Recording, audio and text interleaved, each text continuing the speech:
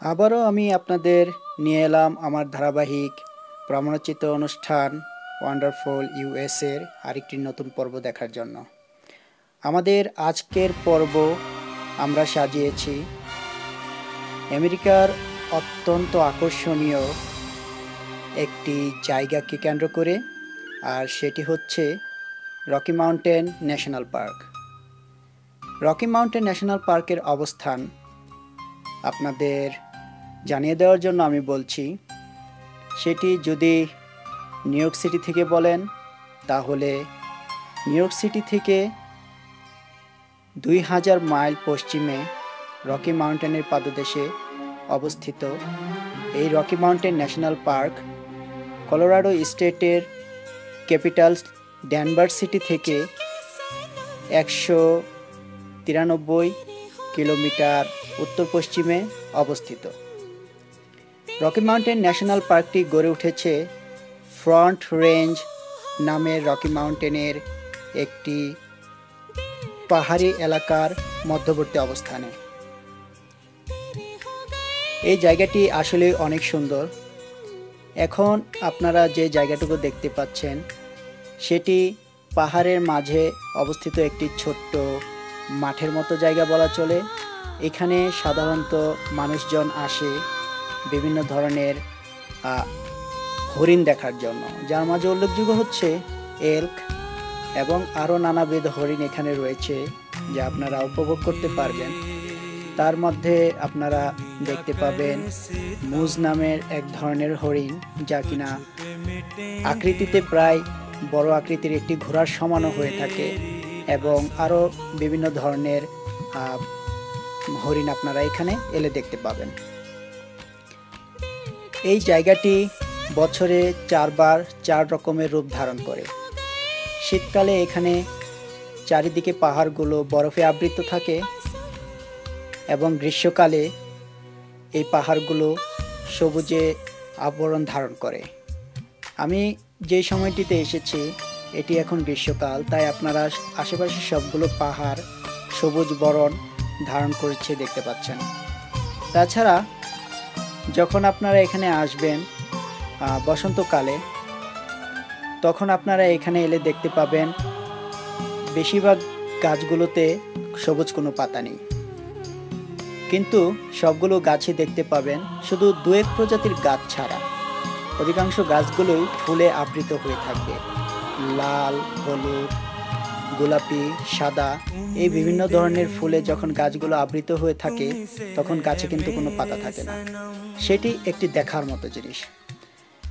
আর যখন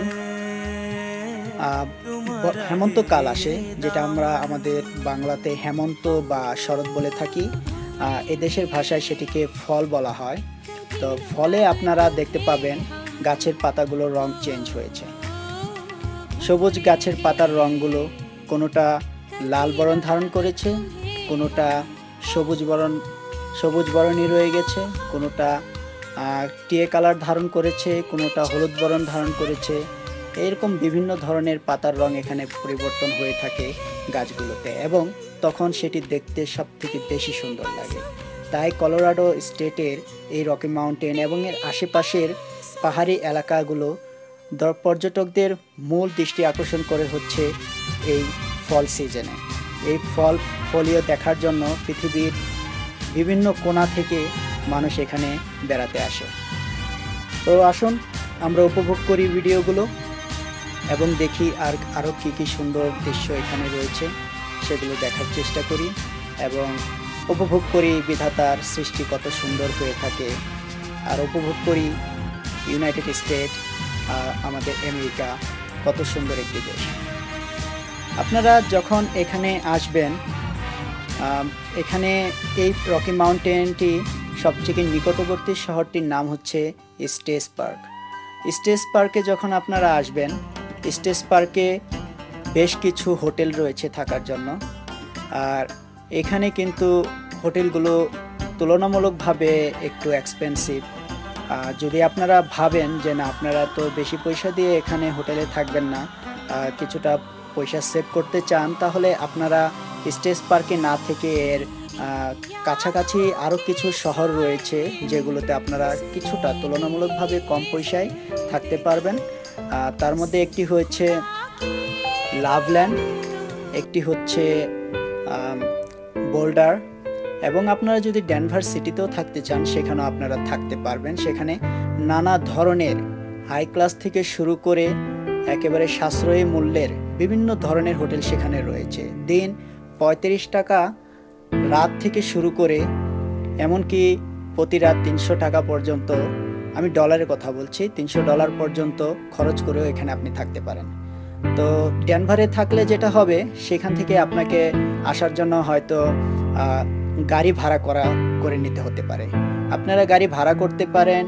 Denver international এয়ারপোর্টের কাছে বেশ কিছু কার রেন্টাল সার্ভিস রয়েছে, সেখানে আপনারা গাড়ি ভাড়া করতে পারেন। যার মাঝে কিছু কিছু কার রেন্টাল আমি বলছি যেগুলোতে যারা সাশ্রয়ী মূল্যে গাড়ি ভাড়া করার কথা ভাবছেন তাদের জন্য আমি বলছি, বিশেষ করে ফক্স রেন্টাল কার, অ্যাডভান্স রেন্টাল কার, এবং আরেকটি রয়েছে হচ্ছে পেলেস রেন্টাল কার। হ্যাঁ, এগুলোতে আপনারা ওখানে কম মূল্যে গাড়ি ভাড়া করতে পারবেন। 2 দিন 3 দিন যতদিনের জন্য প্রয়োজন বোধ করেন করতে পারবেন। এবং ওখান থেকে যদি ডেনভার থেকে এখানে আসতে চান, আপনার আসতে সময় লাগবে 2 ঘন্টার মতো লাগতে পারে। তা নির্ভর করে রাস্তার যানজটের উপর। তবে নর্মালি আপনি 2 ঘন্টার ভিতরে স্টেজ পার্ক পার হয়ে সরাসরি রকি মাউন্টেন ন্যাশনাল পার্কে ঢুকতে পারবেন। এবং রকি মাউন্টেন ন্যাশনাল পার্কে যখন আপনারা ঢুকবেন, সেখানে কিছু নিয়ম রয়েছে।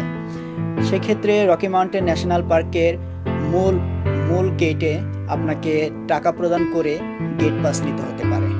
অনেক ক্ষেত্রে আপনি একদিনের গেট পাস নিতে পারেন, যার মূল্য কিনা আপনার $20 মতো। তার সিজন অনুযায়ী কমও হয় অনেক সময়। আর অনেকে অবশ্য বিশেষ ছাড়ে 3 দিন বা 4 দিনের জন্য পাস নিতে পারেন। সেক্ষেত্রে তারা বিভিন্ন সময় বিভিন্ন ছাড় দিয়ে থাকে। তো আপনারা যখন আসবেন, এটি আবারও আপনাদের বলছি, রকি মাউন্টেন ন্যাশনাল পার্কের অবস্থান কলোরাডো স্টেটের নর্থ ওয়েস্টার্ন অঞ্চলে অবস্থিত। এখানে ডেনভার সিটি থেকে আসতে 2 ঘন্টা লাগে এবং এটি কিন্তু দুর্গম পাহাড়ি এলাকা। এর কাছাকাছি শহর বলতে গেলে কেবল স্টেজ পার্কই রয়েছে। Rocky mountain national park cross করে পশ্চিম দিকে গেলে অনেক দূর পর্যন্ত কোনো শহর পাবেন না। তারপর হয়তো কিছু কিছু ছোট টাউন পেতে পারেন। কাজেই আপনাদের যদি কোনো কিছু নেওয়ার প্রয়োজন বোধ করেন, কোনো খাদ্য পানীয়, অবশ্যই সাথে নিয়ে নেবেন। গরমকালে এখানে খুব বেশি একটা গরম না পড়লেও সূর্যের প্রচণ্ড তাপ থাকে। কাজেই চেষ্টা করবেন যদি ঠান্ডা পানীয় নেওয়ার প্রয়োজন বোধ করেন, অবশ্যই যেন আপনাকে বরফ সংরক্ষা করার জন্য কোনো পাত্র নিতে হবে, যেখানে আপনি ঠান্ডা পানি সংরক্ষণ করে রাখতে পারবেন। আর যাদের উন্নত মানের গাড়ি ব্যবহার করবেন, তাদের গাড়িতেই তো ব্যবস্থা থাকছে, সেক্ষেত্রে কোনো প্রশ্ন নেই। তো যখন আপনি আসবেন ক্রস করে, আপনারা অবশ্যই রাস্তাটিতে খুব সতর্কতার সঙ্গে ড্রাইভ করবেন। কেউ ভুলেও কিন্তু হাই স্পিডে ড্রাইভ করার চেষ্টা করবেন না। আর এখানে আপনার জীবনের থেকে পয়সার মূল্য কিন্তু বেশি না, এবং জীবনের থেকে সময়ের মূল্যটাও বেশি না। কাজে আপনি যখন আসবেন, অবশ্যই হাতে যথেষ্ট সময় নিয়ে আসবেন যেন ভালোভাবে ঘুরতে পারেন। সেই ক্ষেত্রে যখন পাহাড়ের উপর দিকে গাড়ি ড্রাইভ করবেন এবং পাহাড় থেকে যখন নিচে নামবেন, সেক্ষেত্রে গাড়ি ড্রাইভ করার সময় অবশ্যই হাই গিয়ারে দিয়ে গাড়ি ড্রাইভ করার চেষ্টা করবেন। তাতে করে আপনার গাড়ির তেলটা একটু বেশি খরচ হলেও, গাড়ির গ্যাসটা যদিও বেশি খরচ হবে, তারপরেও অনেক ক্ষেত্রে গাড়িটা আপনার কন্ট্রোলে থাকবে। কারণ যদি আপনি পাহাড়ে দ্রুত গাড়ি ড্রাইভ করেন, সেক্ষেত্রে যেটি হচ্ছে, এখানকার পাহাড়গুলো কোনোটাই কিন্তু ছোট পাহাড় নয়। একবার যদি ছিটকে পড়েন, তাহলে রাস্তা থেকে আপনাকে কম করে হলো 1000 ফুট নিচে পড়তে হবে।